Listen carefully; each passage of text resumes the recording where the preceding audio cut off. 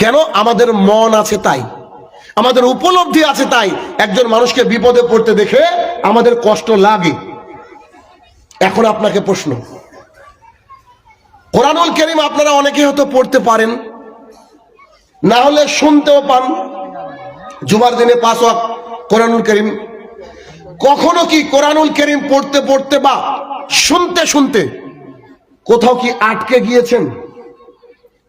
ইস, এরকম কেন, আয়াতটা এমন কেন, ভেতরে কি মোচড় দিয়ে উঠেছে, আল্লাহ তাআলা এমন বলেছেন, এরকম কারণ হয়েছে?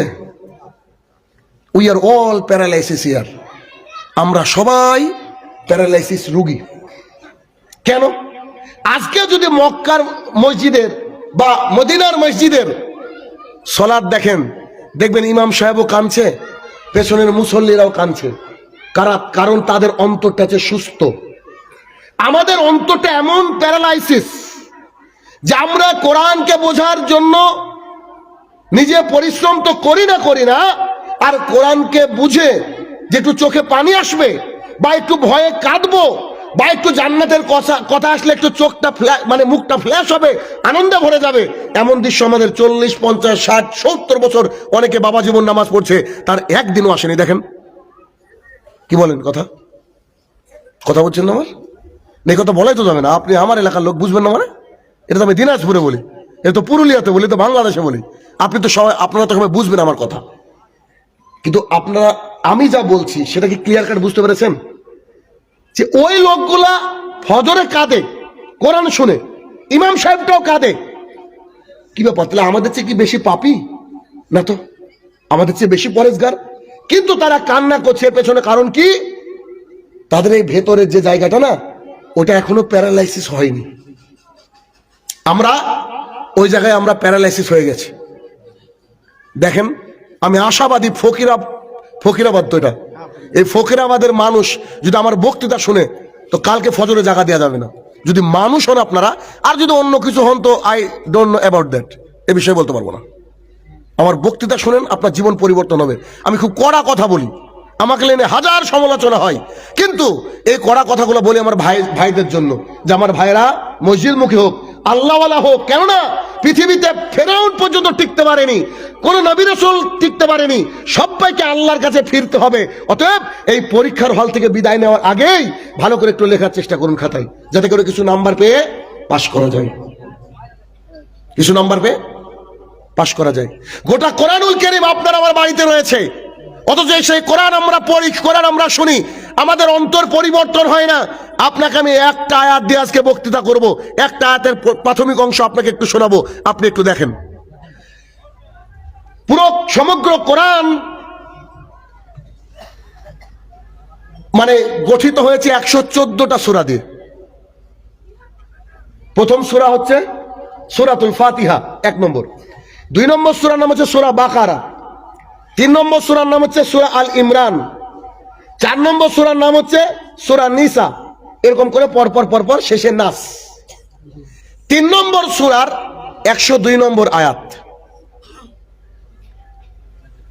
আল্লাহ সুবহানাহু ওয়া তাআলা এই আয়াতের মধ্যে বলছেন, ইয়া আইয়ুহাল্লাযীনা আমানু, ও ঈমানদারগণ যারা ঈমান এনেছো।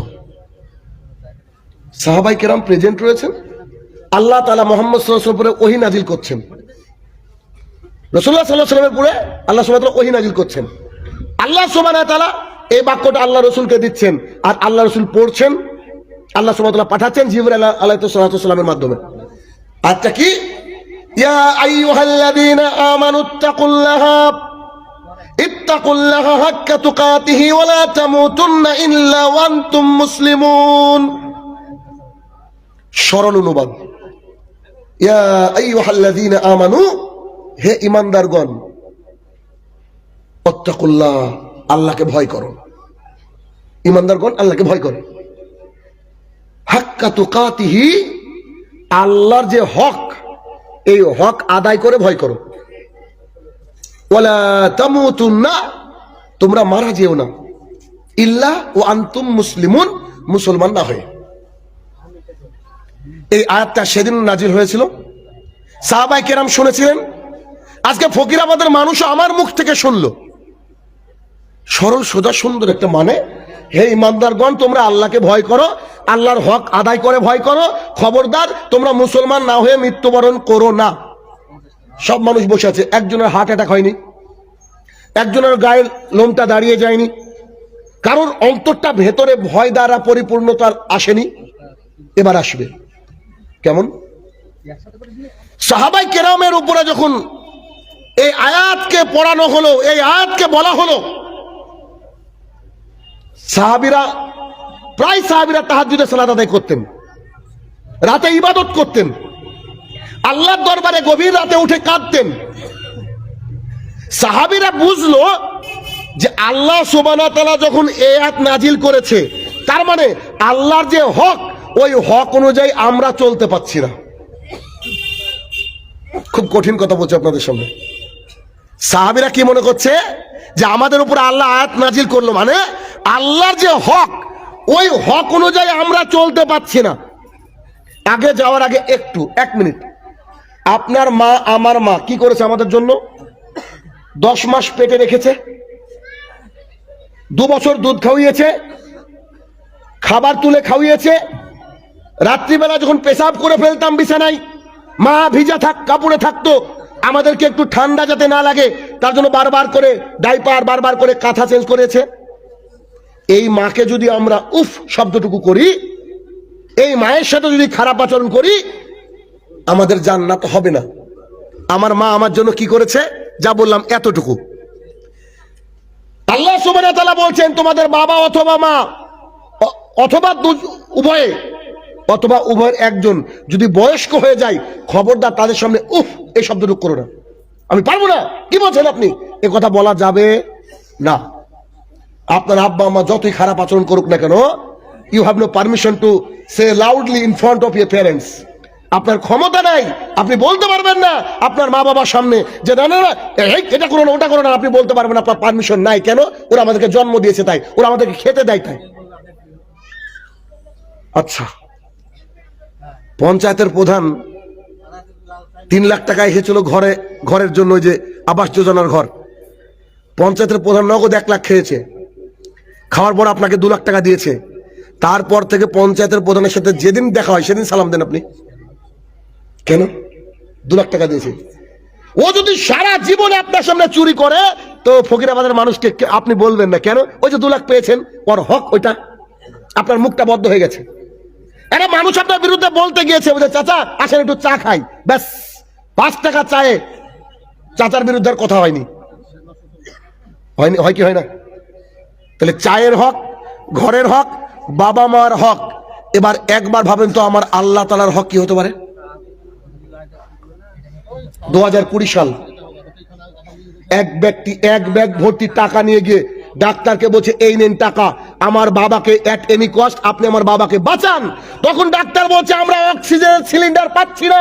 সেই লোকটা বলছে কোটি টাকা হলো আমি দিব, আপনি অক্সিজেনের সিলিন্ডার ব্যবস্থা করে আমার বাবার জীবন বাঁচান। তো ডাক্তার বলছে যে আমাদের অক্সিজেন নাই। একটা অক্সিজেনের সিলিন্ডার বিক্রি হয়েছে কোথাও 1 লাখ, কোথাও 20,000, কোথাও 30,000। ইমানদারিতে বলেন তো, আল্লাহ সুবহানাহু ওয়া তাআলা আজকের যে অক্সিজেন নিয়েছি তার বিল চেয়েছে?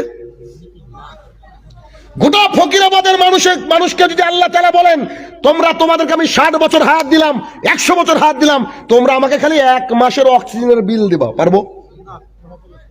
সম্ভব? বিজ্ঞানীরা বলছে আল্লাহ তাআলা সূর্যের আলো যদি পৃথিবীতে না আসে, তাহলে পৃথিবীর সমস্ত খাবার নষ্ট হয়ে যাবে। মুয়াজ্জিন ফজরের সময় বলছে হাইয়া আলাস সালাত, মসজিদে আসো, আসসালাতু খায়রুম মিনান নাওম। তোমার যে ঘুমের চেয়ে নামাজ বহু গুণে উত্তম, so you have to come to the mosque. তোমাকে মসজিদে আসতে হবে। আপনি লেপটা জড়িয়ে স্ত্রীকে জড়িয়ে শুয়ে আছেন, তারপরেও আল্লাহ তাআলা শয়তান পাঠিয়ে আপনাকে আমাকে মেরে ফেলেনি। রাসূলুল্লাহ সাল্লাল্লাহু আলাইহি সাল্লাম বলেছেন এফাউল্লাহা, দাড়িটাকে ছেড়ে দাও, ওয়াসু সারেব, গোপটাকে ছাটো। দাড়ি চাছা, দাড়ি কাটা, দাড়ি ছাটা সবগুলা মহাপাপ। কেন? এটা হচ্ছে ওয়াজিব, এটা সুন্নাত নাই। প্রতিদিন আমরা এটাকে চেয়েছে বাথরুমের মধ্যে ফেলে দিয়ে চলে যাচ্ছে। আমি মিলিটারির বাচ্চা, মিলিটারি, আমি চলে যাচ্ছি, কত বড় আমার ক্ষমতা। অথচ এখন মারা গেলে ওর বাবার ক্ষমতা না সামনে এক ধাপ যাওয়ার, ওই সেই লোকটাকে আল্লাহ তাআলা এখনো উঠিয়ে নেয়নি। এদেশের এক শ্রেণীর মানুষ আমাদের উপরে অত্যাচার করছে, নিশ্চয়ই বুঝতে পারছেন কারা আমাদের উপরে অত্যাচার করছে। আল্লাহ তাআলা কি দেখে না? দেখে। আল্লাহ তাআলা সহ্য করেছে। আল্লাহ মানুষকে ছাড় দেন, ছেড়ে দেন না, একদিন ধরবে, একদিন তাকে জবাব দিতেই হবে। যে কোনো মূল্যে তাকে আল্লাহ তাআলা পাকড়াও করবেই করবে। এবার আপনাকে আমি কি দিয়ে বুঝাবো যে আল্লাহ তাআলার হক কতটা। সাহাবায়ে কেরাম ভাবছে বাবা মার হক যদি এত হয়, এক কাপ চায়ের বিল যদি এত হয়, তাহলে আমি আল্লাহ তাআলার জন্য 5 ওয়াক্ত সালাত আদায় করি, রাতেও তাহাজ্জুদ পড়ি, তো আমার মনে হয় আল্লাহ আমাদের উপরে রাজি খুশি না, তাই এই আয়াত নাজিল করে দিলেন। এবার সাহাবীরা কি করতে শুরু করলো? সারা রাত দাঁড়িয়ে তাহাজ্জুদের সালাত আদায় করতে শুরু করলো। কেন? বোধহয় আল্লাহ আমাদের উপরে রাজি না। সাঈদ ইবনে জুবাইর রাদিয়াল্লাহু তাআলা আনহু বলেন, আমরা রাসূলুল্লাহ সাল্লাল্লাহু আলাইহি সাল্লামের কাছে গিয়ে বললাম, আল্লাহ রাসূল, আল্লাহ তাআলা যে কোরআনের আয়াত নাজিল করেছে, এইটা আপনার সাহাবীদের উপর আমাদের উপরে খুব ভারী হয়ে যাচ্ছে। আমরা দিনে খুব পরিশ্রম করি, রাতে টুকটাক তাহাজ্জুদের সালাত আদায় করি, কিন্তু কি করে কি করব হিসাব যে পাচ্ছি না। সারা রাত দাঁড়িয়ে আছি, আল্লাহর জন্য কাঁদছি। আল্লাহ কি আমাদের উপরে দয়া করবে না? আল্লাহ কি আমাদের উপরে একটু রহমত বর্ষণ করবে না?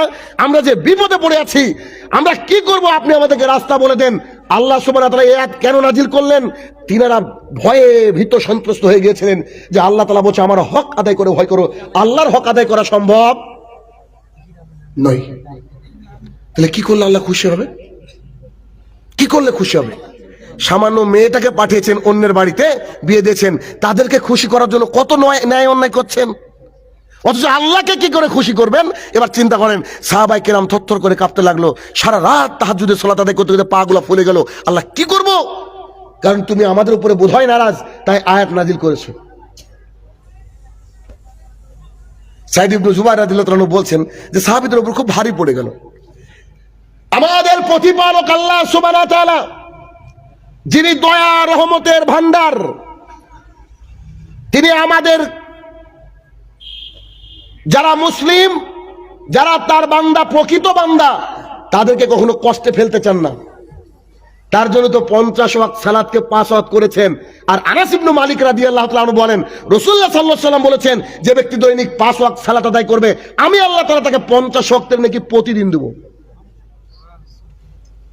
কি দিয়ে বোঝাবো আল্লাহ কাকে বলে? আল্লাহর রহমত কি আপনাকে কি দিয়ে বোঝাবো? আল্লাহর রহমত দেখবেন। লোকটার ছেলেটার বয়স 5 বছর, ডাক্তারের কাছে নিয়ে গিয়েছে, তো ডাক্তার বলছে যে এর ডায়াবেটিস হয়েছে। ছেলেটার বয়স 3 বছর, ডাক্তারের কাছে নিয়ে গিয়েছে, বলছে যে এই ছেলেটা দেহে যে রক্ত তৈরি করার জায়গা, এটা নষ্ট। একটা ছেলের বয়স 7 বছর, তাকে ডাক্তারখানায় নিয়ে যাওয়া হয়েছে, তো ডাক্তার বলছে যে এর ভেতরে কিডনিটা অচল।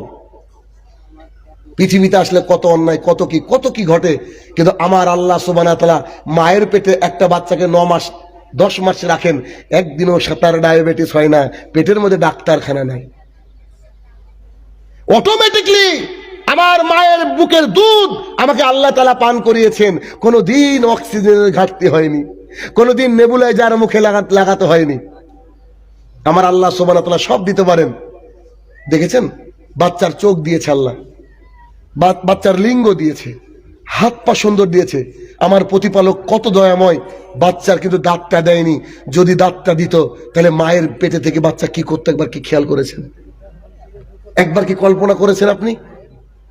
আমাদের প্রতিপালক মায়ের পেটে একটা বাচ্চাকে সেফ রাখলো, তারপরে দুনিয়াতে যখন আলো দেখালো, তখন তার মা বাবা তাকে লালন পালন করলো, কত ডাক্তার কত কি করলো, কিন্তু ভেতরে একদিনও ডাক্তার দেখাতে হয়নি। এখন যা চলে সব বাটপাড়ি, এগুলো ব্যবসা। আজ থেকে 60 বছর আগে এত সিজার হয়নি, এখন হচ্ছে কেন? ওষুধের মাধ্যমে, এটা ডাক্তারদের ব্যবসা। এটা তাহলে কি আল্লাহ সুবহানাহু ওয়া তাআলার হক আপনি আমি কি করে আদায় করব? সাহাবায়ে কেরাম যখন থরথর করে কাঁপলেন, আমাদের প্রতিপালক আল্লাহ সুবহানাহু ওয়া তাআলা তিনি চান না যে তার বান্দাকে কখনো কষ্ট দেন। আল্লাহ সুবহানাহু ওয়া তাআলা সূরা তাগাবুন আয়াত নম্বর 64 আল্লাহ সুবহানাহু ওয়া তাআলা আয়াত নাজিল করে দিলেন, ফাত্তাকুল্লাহা মাস্তাতাতুম, ও আমার বান্দারা শোনো, আমার হক আদায় করে ভয় করতে বলেছিলাম, আজকে আমি আল্লাহ তাআলা বলছি ফাত্তাকুল্লাহা মাস্তাতাতু, তুমি যতটুকু পারবা অতটুকু হক আদায় করো। সুবহানাল্লাহ বিহামদিহি। আল্লাহ বলতে চাইলেন কি, তোমাকে দাঁড়িয়ে সারা রাত তাহাজ্জুদের সালাত আদায় করতে হবে না। দেখেন, একজন ব্যক্তি যদি খালি 5 ওয়াক্ত সালাত আদায় করে, তো সে ব্যক্তি যদি ইসলামের বিধিবিধান মানে, সে ব্যক্তি জান্নাতে যেতে পারে। আল্লাহ কখনো বলেনি যে তোমাকে ওই কি তাহাজ্জুদের সালাত আদায় করতেই হবে, বলেছে তাহাজ্জুদের সালাত আদায় করতে হবে, কথা বলেছে কি? কিন্তু মুহাম্মদ সাল্লাল্লাহু আলাইহি ওয়াসাল্লাম বলেছেন, আবু হুরায়রা রাদিয়াল্লাহু তাআলা আনহু বলেন, রাসূল সাল্লাল্লাহু আলাইহি ওয়াসাল্লাম বলেছেন, যেই চোখ আল্লাহ তাআলার ভয়ে কাঁদে, ওই চোখ জাহান্নামে ঢোকা অত কষ্টকর, ঠিক তেমন তোমরা যেমন দুনিয়ার বুকে গাভীর বাট থেকে দুধ বের করে ওর মধ্যে ঢোকানো যত কষ্টকর, এই ব্যক্তিকে জাহান্নামে ঢোকানো তত কষ্টকর। যেই চোখ আল্লাহ তাআলার ভয়ে কাঁদে, ওই চোখ জান্নাতে প্রবেশ করবেই করবে, এটা জাহান্নামে যাবে না। কোথায় সময় এত, কত ব্যস্ত আমরা, কত টাকা পয়সা আমাদের, কত কি করতে ব্যস্ত, কিন্তু আল্লাহ তাআলার জন্য নিজের জন্য একটু কাঁদতে পারি না ফজরের আগে উঠে। এটা যে আমাদের পরিস্থিতি। আল্লাহ সুবহানাহু ওয়া তাআলা তার বান্দার জন্য সহজ করে দিলেন। আল্লাহ তাআলা কি বললেন, আমার হক তোমরা যতটুকু পারো আদায় করো, আমি তোমাদেরকে পাকড়াও করব না। সাহাবায়ে কেরাম স্বস্তি পেয়ে গেলেন। যাক, আলহামদুলিল্লাহ যে আল্লাহ সুবহানাহু ওয়া তাআলা আমাদের উপর অনেক দয়া করলেন। মুজাহিদ রহমতুল্লাহ আলাইহি ইনি একজন তাবেঈ। আব্দুল্লাহ ইবনে আব্বাস রাদিয়াল্লাহু তাআলা আনহুর ছাত্র মুজাহিদ। কি হলো ভাই, ওই দিক দিতে হবে। মুজাহিদ রহমতুল্লাহ আলাইহি আব্দুল্লাহ ইবনে আব্বাস রাদিয়াল্লাহু তাআলা আনহু ওনার শিক্ষক। তো তিনি বর্ণনা করছেন আব্দুল্লাহ ইবনে আব্বাস মানে আব্বাস রাদিয়াল্লাহু আনহু বেটা। আব্দুল্লাহ ইবনে আব্বাস রাদিয়াল্লাহু আনহু মসজিদুল হারাম মানে যেখানে হজ করতে যায়, কালো ঘরওয়ালা মসজিদুল হারামের মধ্যে বয়স হয়ে গেছে, লাঠি ধরে বসে আছেন, লোকজন তোয়াফ করছে। তো তিনি মানুষকে নসিহত করছেন। তিনি বলছেন, মুহাম্মদ সাল্লাল্লাহু আলাইহি ওয়াসাল্লাম মানুষকে নসিহত করছেন। আর যিনি বর্ণনা করছেন ওনার নাম হচ্ছে মুজাহিদ রহমতুল্লাহ আলাইহি। তিনি বলছেন যে রাসূলুল্লাহ সাল্লাল্লাহু আলাইহি ওয়াসাল্লাম আমাদের সামনে আসলেন, আল্লাহ রাসূল সাল্লাল্লাহু আলাইহি ওয়াসাল্লাম কি করলেন, আমাদের সামনে আসলেন। আসার পরে তিনি কোরআনের এই আয়াতটা তেলাওয়াত করলেন। কোনটা? ইয়া আইয়ুহাল্লাযীনা আমানুত্তাকুল্লাহা হাক্কা তুকাতিহি ওয়া লা তামুতুন্না ইল্লা ওয়া আনতুম মুসলিমুন। কত ইজি আয়াত আমাদের জন্য। তিনি বলছেন যে রাসূলুল্লাহ সাল্লাল্লাহু আলাইহি ওয়াসাল্লাম আসলেন আর তেলাওয়াত করলেন। তেলাওয়াত করার পরে তিনি বললেন, শোনো দুনিয়াবাসী, আল্লাহ সুবহানাহু ওয়া তাআলা জাহান্নামকে প্রস্তুত করে রেখেছেন। ওই জাহান্নামের মধ্যে জাহান্নামীদের একটা খাবার রয়েছে, যে খাবারের নাম হচ্ছে জাক্কুম, শয়তানের মাথার মতো দেখতে। যে খাবারের নাম কি? জাক্কুম। খাবারের নাম জাক্কুম। রাসূলুল্লাহ সাল্লাল্লাহু আলাইহি ওয়াসাল্লাম বলছেন, ওই জাক্কুমের যদি একটা ফোঁটা, 1 ড্রপ অফ জাক্কুম, একটা ফোঁটা যদি আল্লাহর জমিনে পড়তো, জাহান্নামীদের খাবারের নাম কি? জাক্কুম। পৃথিবীতে কত বিষ আছে, কত অ্যাসিড আছে, কত খারাপ কিছু আছে, কিন্তু রাসূলুল্লাহ সাল্লাল্লাহু আলাইহি ওয়াসাল্লাম বলছেন জাক্কুমের যদি একটা ফোঁটা পৃথিবীর বুকে পড়তো, তো পৃথিবী তার কোথাও ফসল হতো না। এ ভাষা আমি বুঝতে পারিনি, আপনি বোঝার চেষ্টা করেন তো।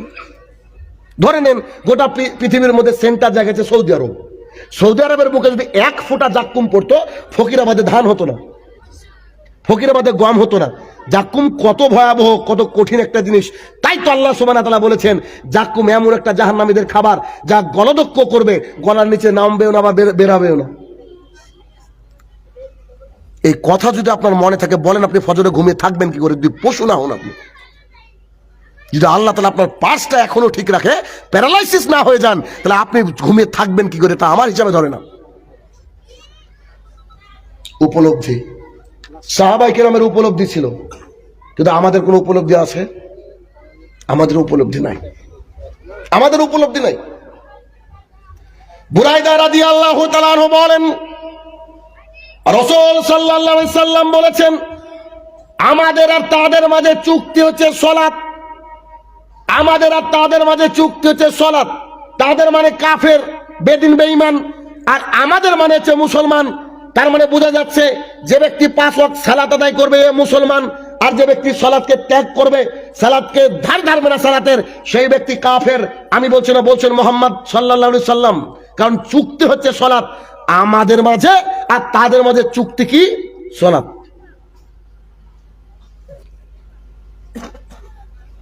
আনাস রাদিয়াল্লাহু তাআলা আনহু বলেন, রাসূল সাল্লাল্লাহু আলাইহি সাল্লাম বলেছেন, কিয়ামতের মাঠে আল্লাহ তাআলা সবচেয়ে প্রথমে জিজ্ঞাসা করবে, জনাব তুমি কি সালাত আদায় করতে? তো জি করেছি। এই দেখো এবার তোমার এগুলা কাজে লাগবে। তুমি কি সালাত আদায় করতে? জি না করিনি। তাহলে হজ কাজে লাগবে না, উমরা কাজে লাগবে না, টাকা কাজে লাগবে না, ধন সম্পদ কাজে লাগবে না, বেটা বেটি কাজে লাগবে না, পৃথিবীতে যা করেছেন সব বৃথা। এজন্য আমি বলি, বিদেশে যখন যাবেন তো পাসপোর্ট তো লাগবে, আর পাসপোর্ট করার আগে লাগবে আধার কার্ড। উইদাউট আধার কার্ড আপনি পাসপোর্ট করতে পারবেন না। তাহলে কি? আগে আধার কার্ড লাগবে, আগে সালাত লাগবে, তারপর অন্য কিছু। আল্লাহ তাআলা যদি একবার বলতেন এটা যথেষ্ট ছিল। আল্লাহ সুবহানাহু ওয়া তাআলা কোরআনে 82 বার বলেছেন আকিমিস সালাহ, তোমরা সালাত কায়েম করো। একজন ব্যক্তি চুরি করেছে, মহা অন্যায় করেছে, ও চুরি করলে যে জাহান্নামে যাবে আমি জানি না। একজন ব্যক্তি অপরের সম্পদকে ছিনিয়ে নিয়েছে মানে জাহান্নামে যাবে এমনটা না। ওকে তাহাজ্জুদ দিয়ে শোধ করতে হবে, ওই দিন ওকে সালাত সিয়াম দিয়ে শোধ করতে হবে, এটা ভিন্ন কথা। কিন্তু কোন ব্যক্তি যদি সালাতকে ত্যাগ করে তো এই ব্যক্তি জাহান্নামে যাবে। কেন? দেখেন সূরা মুদ্দাসির 42 এবং 43 নম্বর আয়াত, আল্লাহ সুবহানাহু ওয়া তাআলা বলেন, মা সালাকাকুম ফিস সাকার। দেখবেন দুনিয়াতে এক শ্রেণীর মানুষ আছে, অনেকে আছে আলহামদুলিল্লাহ, যে যারা বক্তার বক্তৃতা শুনে, আমাদের বক্তৃতা শুনে ইয়াং কালে দাড়ি রেখে দিয়েছে, অল্প বয়স দাড়ি রেখেছে, টাকনোর উপরে প্যান্ট, 5 ওয়াক্ত সালাত আদায় করতে যাচ্ছে। তো চায়ের দোকানের সামনে যখন যাই, চাচা প্রতিদিন টিটকিরি মারে, বাপ মৌলবি হলি কবে? বলে না, বলেন এটা। আবার যদি চাচাকে বলা হয়, চাচা চলেন একটু নামাজ পড়ে আসি, তুমি তো তোরাই নামাজ পড়গা, আমাদের নামাজ না হলে ইমান ঠিক আছে। ফকিরাবাদের লোককে বলছি, ইবলিসকে দেখেছেন? যদি না দেখেন, ওই চাচা ইবলিস, ওকে দেখে নেন। ওই যে চাচা আপনাকে আমাকে নিয়ে হাসাহাসি করলো, আল্লাহ ছাড় দেন কিন্তু ছেড়ে দেন না। এখন একটা ওই এরকম নিচু জায়গায় সাইকেল নিয়ে যাচ্ছেন, তো যাওয়ার সময় তো মজা লাগবে, উঠতে তো হবে বাড়ি যেয়ে দিকে, ঠিক আছে না? তো চাচা চায়ের দোকানে বসে কি বলছে, তোরাই নামাজ পড় রে বাপ, ও শালা দাঁড়িয়ালারা সব চোর, আমরা জানি, বলে না? এইভাবে বলে, হবু হয়ে চাচা এইভাবে বলে, যা এভাবে যা, তোরা নামাজ পড়, তোরা নামাজ পড়ে দেবে, আমরা আগে জান্নাতে চলে যাবো, চাচা বলছে। আচ্ছা এই চাচা কি জান্নাতে যাবে? এই চাচা মোটামুটি যদি সালাত আদায় না করে, সিয়াম পালন না করে, হেদায়েত না পায়, তাহলে কোথায় যাবে? জাহান্নামে। ওই চাচা যে আপনাকে টিটকিরি মারলো, আপনার মকা আসবে না? এবার দেখেন, আপনি ধরেন জান্নাতে যাচ্ছেন, তখন যদি চাচা জাহান্নামে, তখন চাচাকে জিজ্ঞেস, মা সালাকাকুম ফিস সাকার, ও চাচা কি ব্যাপার জাহান্নামে কেন? এবার আপনার মকা, চাচা কি ব্যাপার? ওই যে বলতেন সালাত ছাড়া আমি একদম ইমানদার, পাক্কা ইমানদার লোক, তো আপনি জাহান্নামে কেন চাচা? তো চাচা বলছে, ক্বালু লাম নাকু মিনাল মুসাল্লিন, আমি যে মুসল্লি ছিলাম না। ফেরার রাস্তা আর আছে? বলেন ফেরার রাস্তা আর আছে? আর নাই। কারণ ধনুক থেকে তীর ছুটে গেলে ওটা যেমন ধরা যায় না, একবার শ্বাস বেরিয়ে গেলে ওর কোনো কাজ নেই, শেষ, চাইলেও ইবাদত করতে পারে না। তাহলে কি সালাত আদায় করতে হবে।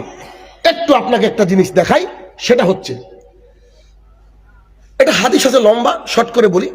উমর ইবনুল খাত্তাব রাদিয়াল্লাহু তাআলা আনহু বলেন, রাসূলুল্লাহ সাল্লাল্লাহু আলাইহি ওয়াসাল্লাম বলেছেন, মুয়াজ্জিন যা বলে তোমরা তাই বলো। মুয়াজ্জিন কি বলে? আল্লাহু আকবার, আপনি বলেন আল্লাহু আকবার।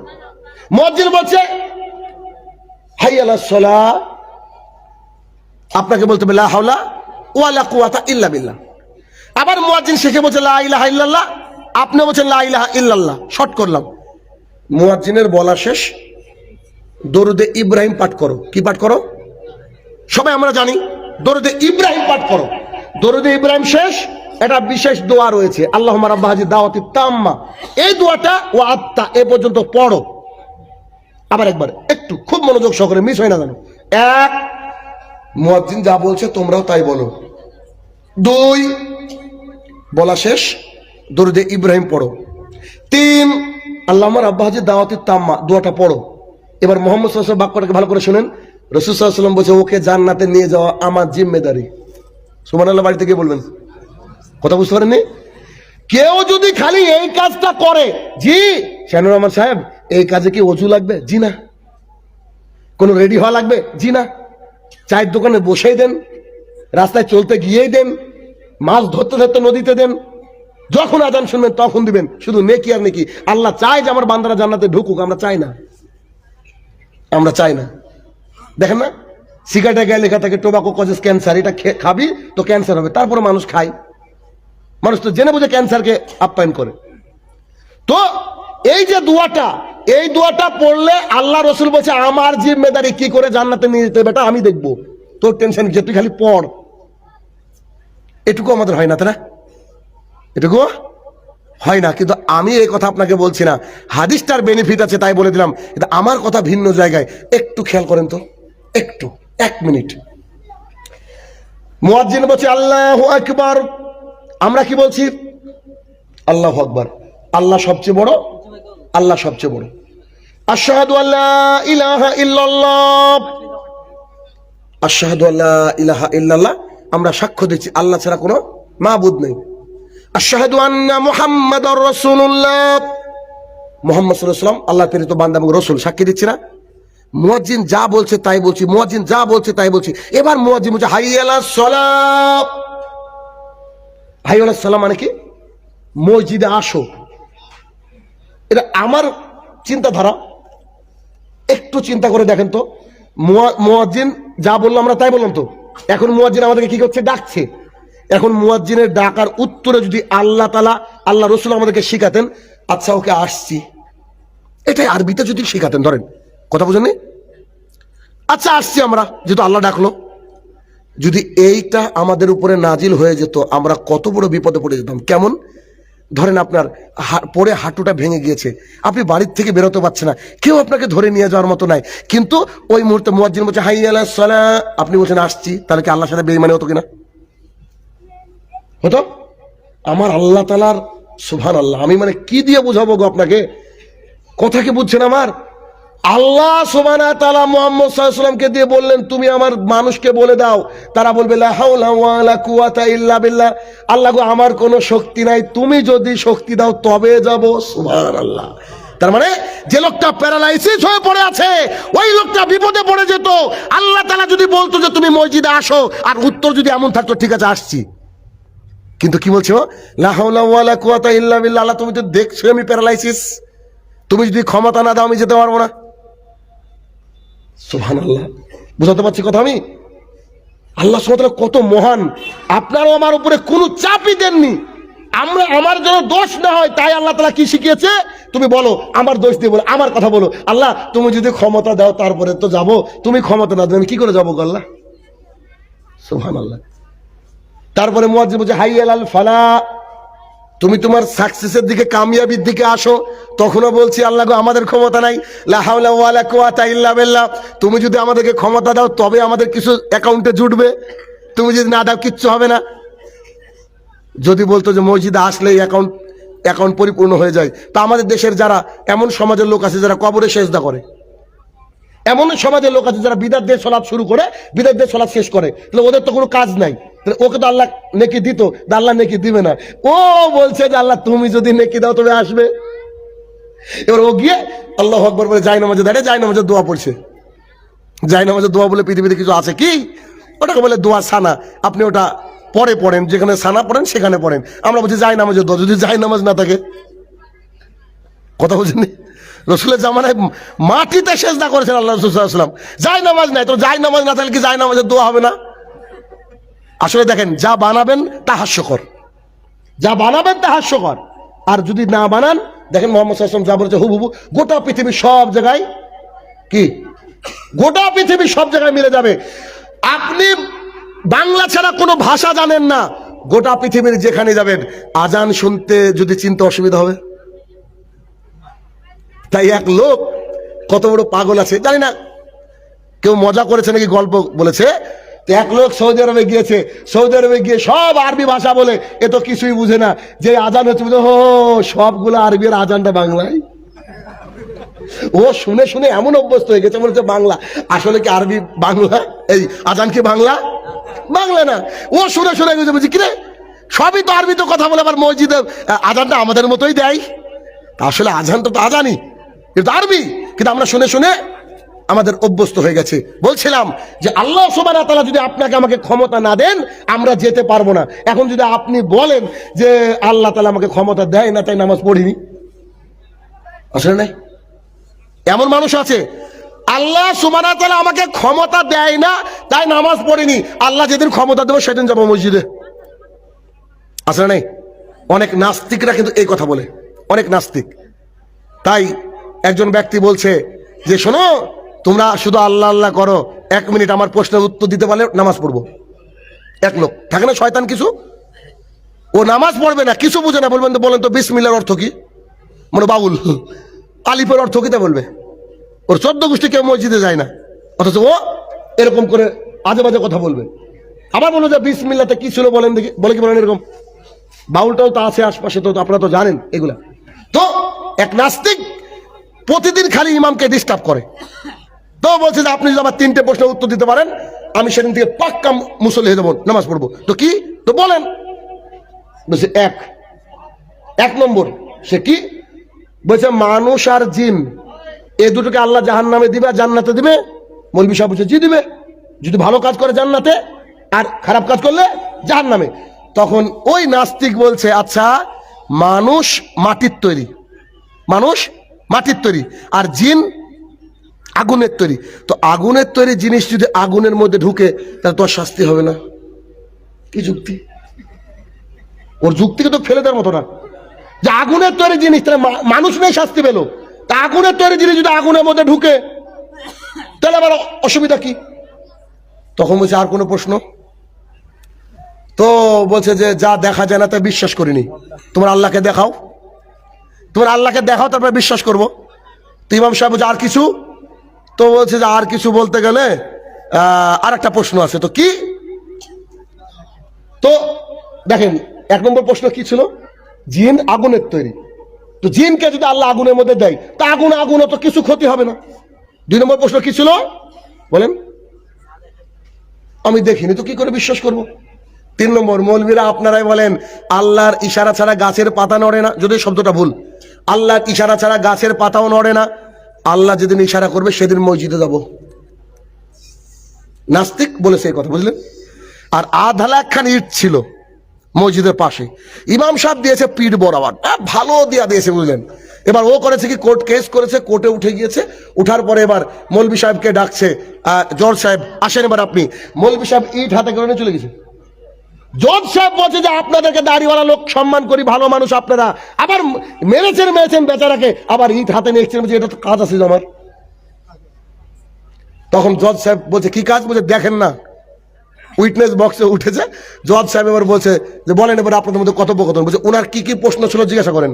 তো প্রথম প্রশ্ন কি ছিল, যে জাহান্নাম এর মধ্যে আগুন আর জিনও আগুনের তৈরি, তাহলে আগুনের তৈরি জিনিস আগুনের তৈরির মধ্যে কোনো কাজ হবে কি? তখন বলছে এইটা কি ছিল তোমার প্রশ্ন? বলছে জি। তো বলছে আল্লাহ সুবহানাহু ওয়া তাআলা বলছে মানুষকে বানিয়েছে মাটি দিয়ে, আর আমার হাতের ইটটাও মাটির, বুঝলেন? আমার হাতের ইটটাও মাটির, আমি মাটির তৈরি জিনিস দিয়ে মাটির তৈরি মানুষকে মেরেছি, তো লাগার তো কথা না বোধহয়। তখন বলছে যে আসলে তো যুক্তি। তখন বলছে যে হ্যাঁ তাহলে পরবর্তী প্রশ্নের উত্তর দেন। তো কি? তো যা চোখে দেখিনি তা বিশ্বাস করেনি। বলছে কোথায় মেরেছি? পিছনে। কি হচ্ছে? ব্যথা। দেখা, ব্যথা দেখা যায়? ব্যথা তো দেখা যায় না। তখন বলছে 3 নম্বর প্রশ্নের উত্তর কি দিবেন? আল্লাহর ইশারা ছাড়া নাকি গাছের পাতা নয় না, কি উত্তর দিবেন? বলছে আল্লাহ সেদিন ইশারা করেছিল তাই মেরেছি, তুই কি নামাজ পড়বি নাকি আবার দিব? তো বলছে ঠিক আছে আজ থেকে নামাজ পড়বো। কথা বোঝা গেল? তো কিছু আছে এরকম টেনোর টাইপের লোক আছে যারা সলাতও আদায় করবে না। এটা হচ্ছে অ্যাপেন্ডিক্স। অ্যাপেন্ডিক্স কি বুঝেন? অ্যাপেন্ডিক্স হচ্ছে মনুষ্যের দেহের কোনো কাজ নাই, কিন্তু যদি একবার খাবার টাবার কোনো কিছু ঢুকে যায় তোর যন্ত্রণায় পাগল করে দেবে। এই কিসিমের লোক এই এলাকায়ও আছে, এলাকাতেও আছে, সব এলাকা আছে এই ক্যাটাগরির লোক।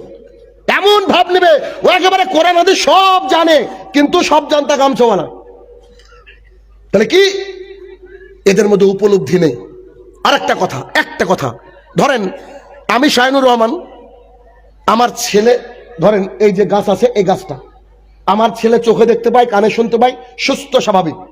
আমি এখানে দাঁড়িয়ে আছি, আমার ছেলেকে বলছে বেটা আসো, আমার ছেলে আমার দিকে তাকিয়ে আছে, উত্তর দিল না। দ্বিতীয়বার আওয়াজটা কম হবে নাকি জোর হবে? আব্বু শোনো, আমার দিকে তাকিয়ে আছে, কোনো উত্তর দিচ্ছে না। ইমানদারি তো বলেন তো ফকির আমাদের কে আছেন খুব মানে শান্ত স্বভাবের মানুষ, যে আপনার পায়ের স্যান্ডেলটা ওখানে তখনও থাকবে? বুঝতে পারেনি? আরে তোর কিছু বলে, তোর বাপ, আমি তোকে আমি ডাকছি, তুই শুনতে পাচ্ছি নি? বলবে কি বলবে না? আল্লাহ শুকরিয়া আদায় করেন। এখন যদি আপনাদের মুয়াজ্জিনকে বলেন আজান দিতেও পারবে? ক্ষমতা আছে? আজানের জন্য নির্দিষ্ট সময় নাই? সময় আছে। তাহলে এই মুয়াজ্জিনকে সিলেকশন করেছেন আল্লাহ তাআলা, ঠিক না? মুয়াজ্জিন নিজের ইচ্ছা মতো আজান দিতে পারে না। যদি বাই চান্স কোনোদিন আজান দেয়ও, দেখবেন প্রথম একবার মুয়াজ্জিন আজান দিলে কোনো অসুবিধা নাই, দ্বিতীয়বার খালি একদিন আজান দিয়ে দেখেন 5 মিনিট পর অর্ধেক গ্রামের লোক চলে আসবে। কি করতে? মারতে, নামাজ পড়তে না। ডবল কেন দিবি? সব তখন মানুষ তো এরকমই। তো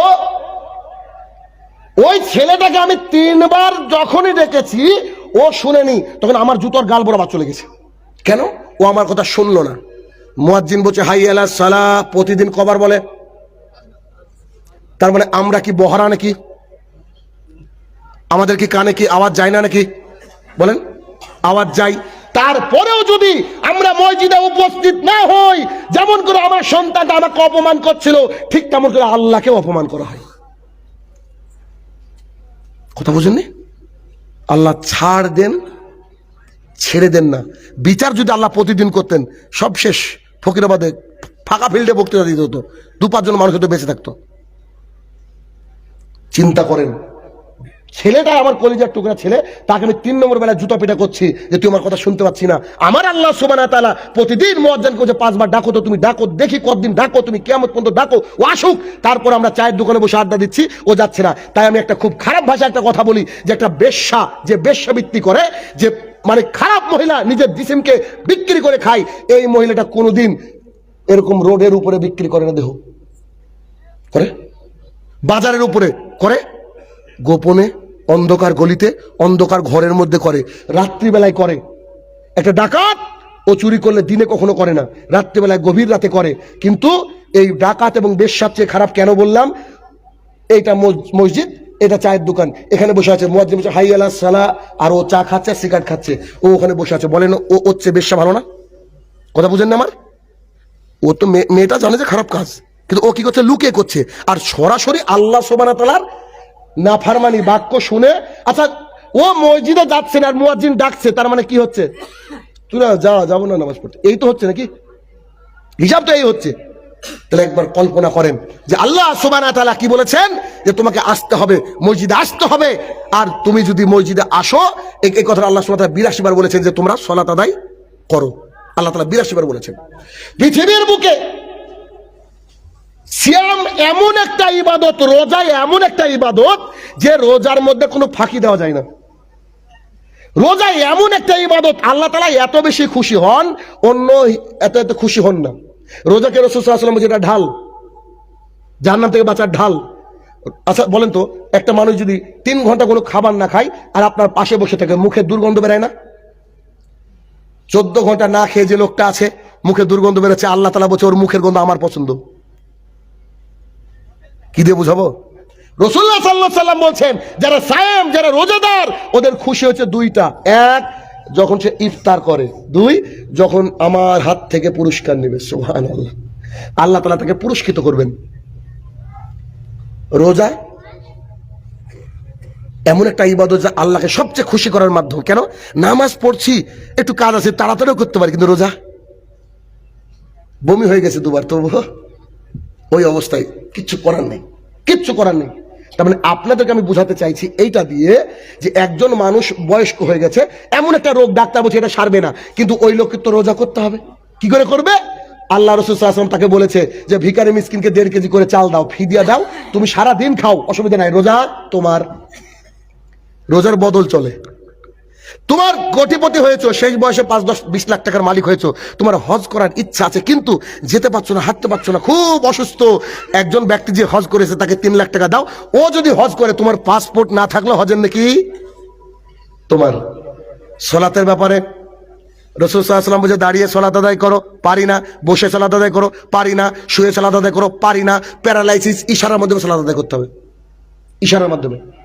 যুদ্ধের ময়দানে কোনো মানুষ যদি উপস্থিত হয়ে থাকে তখনও যদি সালাতের ওয়াক্ত হয় তাকেও সালাত আদায় করতে হবে। সালাত আদায় করতে হবে, ওযু করে, পানি নাই, মাটি দিয়ে তায়াম্মুম করতে হবে, মাটিও নাই, প্যান্টে পেশাব পায়খানা করে ফেলেছি, you have to pray in that right time, তবুও তোকে সালাত আদায় করতে হবে। সালাতের ব্যাপারে কোনো গাফিলতি, বলেন গাফিলতি নাই। আব্দুল্লাহ ইবনে উম্মে মাকতুম রাদিয়াল্লাহু তাআলা আনহু বলেন, 2 চোখে দেখতে পায় না, অন্ধ সাহাবী, আল্লাহ রাসূল সাল্লাল্লাহু আলাইহি ওয়াসাল্লাম বলছি যে আমি তো অন্ধ মানুষ, দেখতে পাই না, আসতে পারি না, একটু বলেন না আমাকে বাড়িতে সালাত আদায় করার অনুমতি দেন নাই? মুহাম্মদ সাল্লাল্লাহু আলাইহি ওয়াসাল্লাম বলছে, তুমি কি আজান শুনতে পাও? যদি আজান তো শুনতে পাই। বলছে তোকে মসজিদে আসতে হবে। যে কজন আছে আব্দুল্লাহ ইবনে উম্মে মাকতুম এই এলাকায়? অন্ধ কেউ আছে? ইন্নালিল্লাহ। আল্লাহ তাআলা সুস্থ সুন্দর চোখ দিয়েছে, সুস্থ শরীর দিয়েছে, এখন আমরা প্যারালাইসিস হইনি, কিন্তু মসজিদে যাই না।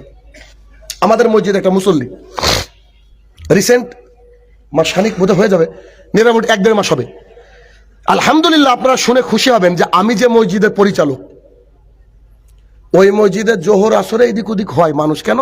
গ্রামের মানুষ মুনিশ টুনিশ খাটে, ওই মাঠে যায়, বাজারে যায়, যে যেখানে পারে নামাজ পড়ে নেয়। আমি একটা সমাজকে প্রতিষ্ঠা করতে পেরেছি, দোয়া করবেন যে এই সমাজটার ফজরে 100 মুসল্লি।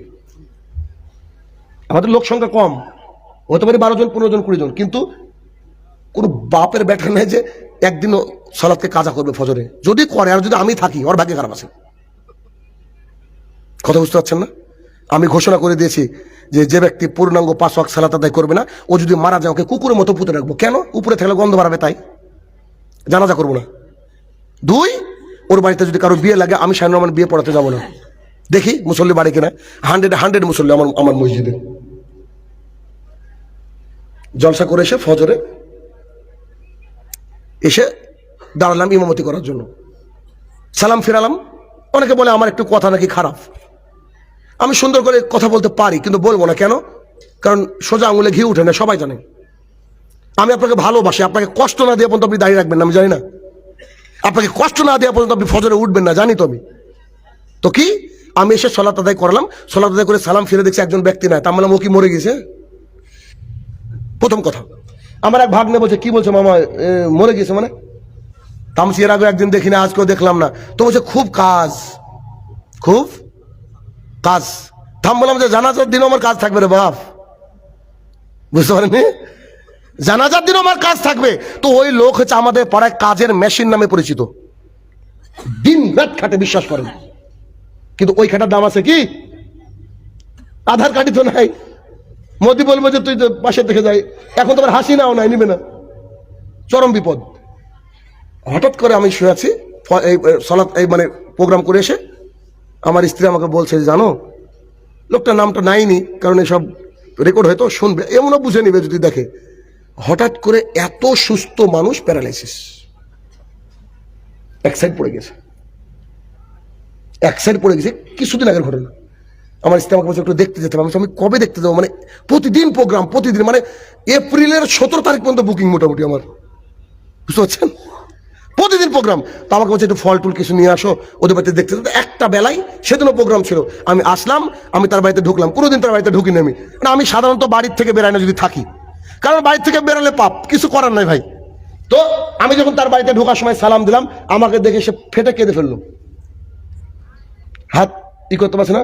উঠলাম, আমাকে কাছে ডাকলো, আমি গেলাম। নিজেরও খারাপ লাগছে, মনে হচ্ছিল যে বলি যে কাজ করেন এবার, মানে ভেতরটা বলছে। মানুষ তো বুঝে না, মানুষ কি বলবো বলেন? আজকে আপনি আমি সুস্থ আছি বলেন তো, কালকে কি সুস্থ থাকবো? কোনো গ্যারান্টি আছে বলেন তো? সুস্থ তো দূরের কথা, আমি শাহিনুর রহমান কালকে হরিবার পড়ায় প্রোগ্রাম আছে, কালকে যে দূরের কথা, আজকে বাড়ি পৌঁছাতে পারবো কোনো গ্যারান্টি আছে? আমি 4 দিন 5 দিন পরে এসেছি মালদা থেকে, দিনাজপুর থেকে আজকে এসেছি। আমার মেয়ে এসে প্রথম কথা সালাম দেওয়ার পর, আব্বু কালকে জালসা আছে, আজকে জালসা আছে। আমি আজকে বর্তমাবাদ আছে, খুব তাড়াতাড়ি চলে আসবো, টেনশন নাই, তুমি সব আর আমি আসছি। মানে বাচ্চা তো কষ্ট ভাই, আব্বু বাইরে থাকলে। এবার ওই মালদা দিনাজপুর প্রায় যেতে হয়, এই জন্য মাঝে মাঝে 2-3 দিন করে প্রোগ্রাম করতে হয়। তো আমার ওই কলিজার টুকরা একদিন দুদিন না দেখলে ওদের খারাপ লাগে, কিন্তু আমার আল্লাহ তাআলার কি খারাপ লাগে না? আমার আল্লাহ তাআলার মুয়াজ্জিন যখন বারবার করে ডাকে, আমার আল্লাহ তাআলা খারাপ লাগে না গো? নিশ্চিত লাগে। যদি আপনার আমার উপলব্ধি থাকে তো আজ থেকে আমাদের ফজরের সালাত মিস হবে না, বলেন ইনশাআল্লাহ। আল্লাহর জমিনে যত পাপ আছে সবগুলো করছেন আপনি, আপনাকে নিষেধ করব করতে, তবে তারপরেও হবে আপনার মাধ্যমে। কিন্তু বিশ্বাস করেন, সালাত আদায় করেন, সালাত আদায় করেন, পাপও করছেন, সালাতও আদায় করছেন, কিন্তু পাপ করছেন আর সালাত আদায় করছেন, সব জমছে জমছে জমছে। কিন্তু পাপ করছেন আবার সালাত আদায় করছেন, পাপ করছেন আবার সালাত আদায় করছেন, কি হবে? পাপও এদিকেও সমান সমান, জান্নাতে যাওয়া যাবে, শেষে জান্নাতে যাওয়া যাবে, বুঝেননি? শেষে অন্তত জান্নাতে যাওয়া যাবে। চেষ্টা করেন 5 ওয়াক্ত সালাত আদায় করার চেষ্টা করেন, একেবারে সর্বান্তকরণের চেষ্টা করেন। যদি চেষ্টা করতে পারেন ইনশাআল্লাহ দেখবেন আমাদের জীবন সুন্দর হবে। আবু হুরায়রা রাদিয়াল্লাহু তাআলা আনহু বলেন, রাসূলুল্লাহ সাল্লাল্লাহু আলাইহি ওয়াসাল্লাম বলেছেন, সাহাবীরা তোমাদের বাড়ির সামনে যদি একটা নদী থাকে, চলমান নদী, তাতে যদি কেউ 5 বার গা ধয়, গায়ে কি ময়লা থাকবে? সাহাবায়ে কেরাম বলছে, গায়ে আবার কি করে ময়লা থাকবে? একবার গা ধুলে থাকে না, 5 বার গা ধুলে থাকে নাকি? তখন মুহাম্মদ সাল্লাল্লাহু আলাইহি ওয়াসাল্লাম বলছে, দৈনিক 5 ওয়াক্ত সালাত আদায় করো, যেমন করে গায়ে ময়লা দূর হয়ে যাবে 5 বার গোসল করলে, তেমন করে আল্লাহ তাআলার দুনিয়াতে যত পাপ করবা ওই 5 ওয়াক্ত সালাতের মাধ্যমে সব ধুয়ে মুছে সাফ হয়ে যাবে। সুবহানাল্লাহ। তাহলে কি করতে হবে? সালাত আদায় করতে হবে, উপলব্ধি জাগাতে হবে। 3 নম্বর উপলব্ধি, 3 নম্বর উপলব্ধি হচ্ছে, দেখেন বর্তমান জামানা, আর এই জামানায় আমরা সব সময় চাই নতুনত্ব, ফ্যাশন ইত্যাদি, ঠিক না? সব সময় কি চাই আমরা? কিছু একটা নতুনত্ব হোক, নতুনত্ব হোক, সব কিছু আমাদের মধ্যে কি একটা নতুনত্ব হোক। ভাইরা আমার, বোনের আমার, ভালো করে শুনেন। আপনার একটা মেয়ে আছে, ওই মেয়ে সৌন্দর্য প্রদর্শন করবে, সাজবে, ওই মেয়েটা কার জন্য সাজবে? কার জন্য? ও স্বামীর জন্য। আচ্ছা বলেন তো, এই কথার সাথে সবাই একমত হবেন ইনশাল্লাহ, বাড়িতে যে নাইটিটা পরেছে আপনার স্ত্রী, মোটামুটি স্বাধীনতার সময় কিনা আর কি, কতদিন যে কাঁচা হয়নি আল্লাহ জানের, পাশে শুলে গন্ধ বেড়ায়, বলে সেন্ট নাই, একটু আতর নাই, কি? কিন্তু বলছে একটু বাপের বাড়ি বেড়াতে যাব, শোকেছে সবচেয়ে ভালো শাড়িটা, একটু বাজারে যাব, সবচেয়ে সুন্দর সালোয়ার কামিজটা। যার জন্য সাজতে বলা হলো তার জন্য না সেজে ও পাড়ার জন্য সাজে। কেন? মোহরা নাকি পাড়ার লোক দিয়েছিল ওকে? বলেন, শাড়িটা কি ওর পাড়ার লোক দিয়েছে নাকি? স্ত্রীকে বলবেন, এই তো নাইটি চলবে না, কাল থেকে পুড়িয়ে দেবো একদম, কাল থেকে সালোয়ার কামিজ বের করবি। ও যদি বলে নাই তো চল, কালকে বাজারে গিয়ে কিনে দেবো। স্ত্রী বাড়িতে নায়িকা হয়ে থাকবে, নায়িকা বুঝেন না? বাইরে থেকে আসলে যেন দেখেই অন্তরটা ভালো লাগে, আর এমন ভাবে আসছে বাড়ি থেকে দেখে মনে হচ্ছে শালা কি বলবো, জেলখানার কয়েদি, মানে জেলখানায় ঢুকছে এরকম অবস্থা। মুখ দেখলে মেজাজ খারাপ, অসম্ভব। আজকে বেশিরভাগ মানুষ পরকীয়ায় যুক্ত খালি নিজের স্ত্রীর কারণে। কেন? স্ত্রীরা স্বামীর জন্য সেজে থাকবে, সাজে না, ও দেবরের জন্য সাজে, পাড়া প্রতিবেশীর জন্য সাজে। আল্লাহ সুবহানাহু ওয়া তাআলা 33 নম্বর সূরার 33 নম্বর আয়াতে বললেন, ওয়া কারনা ফি বুয়ুতিকুন্না ওয়ালা তাবাররাজনা তাবাররুজাল জাহিলিয়াতিল উলা। এই মহিলারা শোনো, খবরদার জাহালাতের যুগের মতো নিজেকে দেখিয়ে বেরিও না, জাহালাতের যুগের মতো নিজেকে দেখিয়ে বেরিও না। আপনার স্ত্রী যা দিয়ে খুশি তাই দিয়ে সাজুক, আপনার জন্য সাজুক, বাড়িতে উলঙ্গ হয়ে থাকুক, বাড়িতে জিন্সের প্যান্ট পরে থাকুক, বাড়িতে যেভাবে খুশি থাকুক, চৌকাট পার হলে কি করতে হবে? ওকে বোরকা পরতে হবে। চৌকাট পার হলে বোরকা পরতে হবে। কেন? কেন পরবে? আচ্ছা কেন? কি কারণে? কি কারণে? আপনাকে আমি 50,000 টাকার একটা বান্ডিল দিলাম, টাকাটা কোথায় রাখবেন? উঠোনে? বাক্সতে রাখবেন তো?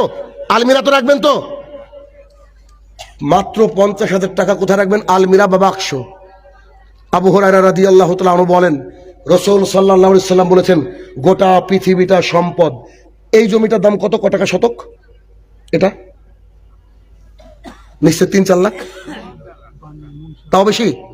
আচ্ছা 5 লাখ, ডোমকুলে 50 লাখ। আচ্ছা দিল্লিতে 50 কোটি। সব জমিগুলো বিক্রি করলে কত টাকা হবে? ক্যালকুলেটর ভেঙে যাবে, ঠিক না? রাসূলুল্লাহ সাল্লাল্লাহু আলাইহি সাল্লাম বললেন কি, গোটা পৃথিবীটা সম্পদ, আর এত সম্পদের মধ্যে অন্যতম সুন্দর দামি সম্পদের নাম হচ্ছে আলমারাতুস সলেহা, নেককার বউ। যা যে কাপুরুষ তার বউ বোরখা ছাড়া চলে, আর যে পুরুষ তার বউ বোরখা পরে। কেন বোরখা পরে? কারণ ওর শরীরের মূল্য গোটা পৃথিবী বিক্রি করলে হবে না। আর আমার বউ চলে বেড়াচ্ছে পঞ্চায়েতে ষাঁড়ের মতো। জানাব, কি জবাব দিবেন আপনি জাতিকে? আল্লাহর কাছে গিয়ে কি জবাব দিবেন? আবু হুরায়রা রাদিয়াল্লাহু তাআলা আনহু বলেন, রাসূল সাল্লাল্লাহু আলাইহি সাল্লাম বলেছেন, দুই শ্রেণীর মানুষকে আমি দেখিনি, তারা তো জান্নাতে যাবে না, জান্নাতের গন্ধ পাবে না। সাহাবায়ে কেরাম বলছে, তারা কারা? এমন এক শ্রেণীর মানুষ, পুরুষ, যাদের হাতে থাকবে গরুর লেজের মতো বাঁকানো লাঠি, তাই দিয়ে তারা মানুষকে মারবে অন্যায় ভাবে। তারা তো জান্নাতে যাবে না, জান্নাতের গন্ধ পাবে না। দুই, নেসাউন, মহিলারা কাসিয়াতুন পরে থাকবে, আর এতুন উলঙ্গ পোশাক, মাইলাতুন মামিলাত, রাস্তা দিয়ে এমন করে হাঁটবে যেন পুরুষ তার দিকে তাকায়। আজকে যখন বাড়ির থেকে বেরিয়েছে, ও গ্যারান্টি প্রথমে সাবান দিয়ে মুখ ধুয়ে ফেয়ার এন্ড লাভলি মেখেছে। এখন কেউ কেউ বলছে, হ্যাঁ ফেয়ার এন্ড লাভলি হুজুর, আমি তো নিভিয়া মেরেছি। আরে মা, তোকে ফেয়ার এন্ড লাভলি কথা বলছি না, বলছি ক্রিম মেখেছিস, সুন্দর করে সেজেছে আজকে। কেন? ওর বাসরাত নাকি আজকে? সাজবে বাসরাতে, আর স্বামীর জন্য প্রতিদিন। আজকে কেন সাজবে? আজকে আরো ঢাকবে। তো রাসূলুল্লাহ সাল্লাল্লাহু আলাইহি ওয়াসাল্লাম বলছে, রাস্তা দিয়ে চলার সময় এমন ঢং করবে যে পুরুষ ওর দিকে তাকায়। অন্যটা একবারে বাড়িতে সুন্দর করে বেঁধে নিলে হয় না, বারবার রাস্তায় ঠিক করছে কেন? মানে ইন্ডিকেটর মারছে, দেখ। এটাই খুব কঠিন একটা জিনিস, খুব কঠিন। পৃথিবীর বুকে সবচেয়ে বড় ফিতনা এখন দুটো, এক টাকা আর দুই নারী। আমি বলছিলাম মুহাম্মদ সাল্লাল্লাহু আলাইহি ওয়াসাল্লাম বলেছে কি, আমি মারা যাওয়ার পর যত ফিতনা আসবে তার মধ্যে অন্যতম ফিতনা আছে টাকা আর নারী। সব দেখেন টাকা আর নারীতে আটকে আছে। দেখেন নেতা, মন্ত্রী, ব্যারিস্টার, সব কিছু দেখেন টাকা আর নারী। নইলে এরকম মোটা মানুষ গো, ওকে বলে শিক্ষামন্ত্রী। ওরও মানে কি 3-4টি গার্লফ্রেন্ড, বলেন? ও বলে শিক্ষামন্ত্রী। ওর পিএইচডি করার দরকার ছিল শিক্ষার উপরে, ও যৌনবিদ্যার উপরে পিএইচডি করেছে। আপনি আসেন কোথায়? কি দিয়ে বুঝাবো আপনাকে আমি? সি বলতেও ঘৃণা লাগে। এই কয়েক সপ্তাহ আগে ঘটনা, ফারাক্কা ব্যারেজ পার করছি, একজন ব্যক্তি ফোন করে বলছে, স্যার একটা প্রশ্ন করব, আমারও লজ্জা লাগছে প্রশ্ন করতে। আমি বলেন, আর যদি লজ্জা লাগে তো করেন না। তো বলছে যে এক বাবা তার নিজের মেয়ের সাথে 4 বার ধর্ষণ করেছে, তার নিজের মেয়েকে। আমি বললাম, ভাই আপনি ফোন রাখেন, ফারাক্কা ব্যারেজের উপর আছি, আল্লাহ হয়তো ধসিয়ে দেবে, আমিও পড়ে যাবো তোর প্রশ্ন শুনে। আল্লাহ তাআলা যে এখনো পাথর পাঠায়নি, এটা আপনার আমার সৌভাগ্য। আল্লাহর কসম করে বলছি, গত 4 দিন আগের ঘটনা। একটা মা করেছে কি, জামাই পছন্দ করেছে নিজের বিটির জন্য। আগামী কদিন পর বিয়ে, বিটির জন্য গহনা করে রাখে তো মানুষ নাকি, দেখে না? গহনা আগে করে রাখে। তো পরের দিন সকালবেলায় উঠে বাড়িতে মাকে খুঁজে পাওয়া যাচ্ছে না। তো মেয়েটা বাবাকে বলছে, আম্মু কোথায়? তো বলছে, কেন খুঁজ, বাড়িতে খুঁজে পাওয়া যায়নি। পরে নিউজে দিচ্ছে যে মানে নিজের জামাইয়ের সাথে এখনো বিয়ে হয়নি, মেয়ের জন্য যে গহনা রেডি করেছিল, গহনাটা নিয়ে শাশুড়ি পালিয়ে গেছে। না, শাশুড়ি হয়নি, হবু শাশুড়ি, জামাইকে নিয়ে। বলেন সমাজটা কোথায় গেছে? কেন এলে কেন হচ্ছে? ওই যে অবাধ মেলামেশা। আপনার আমার বাড়িতে পর পুরুষ ঢুকতে পাবে না। জি, গ্রাম বাংলার মানুষ কোদাল দরকার হবে, ভাবি ভাই আছে? জি না, আপনার ভাই নাই। জি ব্যাস, ভাবি কোদালটা নিতাম একটু। ছেলে থাকলে কোদাল দিয়ে দেবে, নাহলে উপর দিয়ে ছাদ দিয়ে ফেলে দেবেন। কথা বুঝেননি? বাড়িতে ঢোকার পারমিশন নাই। আর এখন কি হচ্ছে? ভাবি ভাই আছে না গো, আসো গল্প করি একটু। শুরু যে না, এবার জায়গা করে দে। বাস্তব কথা, এটাই বাস্তবতা। আমার এলাকার লোক আমার দিন রাত ভুল ধরার চেষ্টা করে, ভুল ধরতে কিছু যখন পায় না, একদিন বলছে, হো শাহিনুর রহমান বাপ মাকে আলাদা করে দিয়েছে, শাহিনুর রহমানের বাড়ি আলাদা, ওর বাপের বাড়ি আলাদা। আমি বললাম যে ওই বাপের বাড়ি আমি করে দিয়েছি, আর আমি আলাদা বাড়ি করেছি। কেন? আমরা 2 ভাই, আমার ভাই আমার স্ত্রীকে দেখতে পাবে না, এটাই শরীয়ত। ইসলামে 91টি পরিবার ঠিক না আমি মনে করি। কেন? যৌন চাহিদা সবার আছে, 2 সন্তান আছে আর এক বাপ আছে, এক রাতে 3 জনে সহবাস করেছে। বলেন ফরজ গোসল হবে? বুঝেননি কথা? আর আমাদের বাড়িতে তো অত স্ট্যান্ডার্ড না যে অন্তত একটা টয়লেট থাকবে।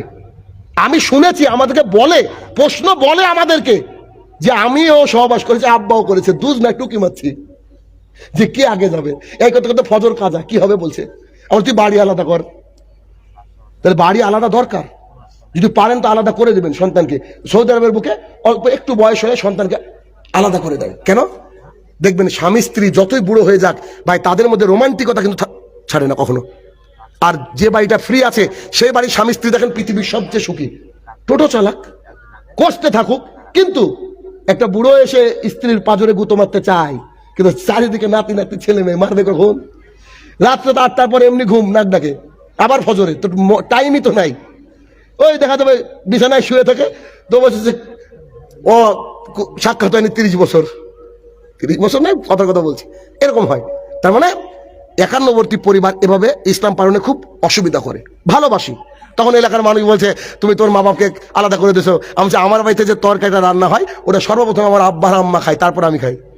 আমার স্ত্রী এত খারাপ, আমার স্ত্রী এত খারাপ, আমার স্ত্রী শায়নুর, আমার স্ত্রী কথা বলছি, আমার স্ত্রী এত খারাপ, আমার খিদে লেগেছে, আমি বলছি শোনো তুমি খাবারটা দেও গো, আব্বারা পরে খাবে, তুমি পরে দিয়ে আসো। বলছি তুমি আগে বসো, আব্বা আম্মাকে দিয়ে আসবো, তারপর তুমি খাবো।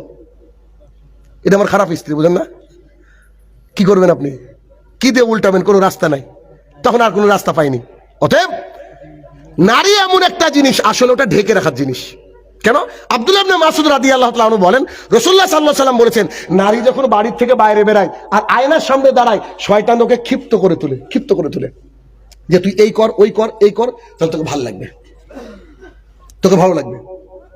রাসূলুল্লাহ সাল্লাল্লাহু আলাইহি ওয়াসাল্লাম বলেন, রাস্তায় যদি কোনো নারীর দিকে চোখ পড়ে যায় একবার, রাস্তায় যদি কোনো নারীর দিকে চোখ পড়ে যায় একবার চোখ পড়ে গিয়ে যদি ভালো লেগে যায়, তুই তাড়াতাড়ি বাড়িতে আয়। আল্লাহ রসুল বলছে বাড়িতে এসে তোর স্ত্রীর সাথে সহবাস কর। আল্লাহ রসুল বলছেন, আমি বলছি না, কারণ পুরুষকে বানানো হয়েছে নারীর জন্য, ভালো লাগতেই পারে। এখন এই হাদিস শোনার পরে একটা ইয়াং ছেলে ভাবছে শাইনুর ভাই বলেছে একবার তাকানো যায়, ও তাকিয়ে আছে, মানে যতক্ষণ না ওর চেহারা স্ক্যান হচ্ছে ভিতরে, অতক্ষণ তাকিয়ে আছে। এটা চলবে? হট করে তাকিয়ে ফেলেছেন, ব্যাস সৌন্দর্য চোখে আসলো, চলে আসলো, এটাকে বলে স্কিমিং। দেখা মাত্র ভেতরে চলে আসলো। এবার আপনার অন্তরে খারাপ আসতে পারে, খারাপ আসার আগে স্ত্রীকে গিয়ে বলতে পারে রেডি হও। বুঝেননি? আল্লাহ রাসূল সাল্লাল্লাহু আলাইহি ওয়াসাল্লাম এই কথা বলছে। তাহলে পুরুষরা যারা এই মানে ইয়াং ছেলে, তারা কি করবে? এই জন্য রাসূল সাল্লাল্লাহু আলাইহি ওয়াসাল্লাম তাদেরকে বলছে, ইয়া মাশশারা শাবাব মান ইসতাতা মিনকুমুল বাআতা ফালইয়াতাযাওয়াজ। এই যুবকের দল শোনো, তোমাদের যদি ক্ষমতা থাকে বিয়ে করো, আর ক্ষমতা না থাকলে সিয়াম করো। একবারে সবারই মুখস্থ, আব্দুর রাজ্জাকের মুখ থেকে শুনে হাদিসটা না, সবারই মুখস্থ। গত 3-4 দিন আগে আপনাদের রানীনগর এদিকে প্রোগ্রামে একটা গেলাম, আমরা একটা ছাত্র কতদিন যে মার খেয়েছে, ও এখনো সামনে দাঁড়াতে ভয় করে, এসে বলছে স্যার আমার একটা মেয়ে হয়েছে, দোয়া করবেন। আরে তুই বিয়ে করলি কবে?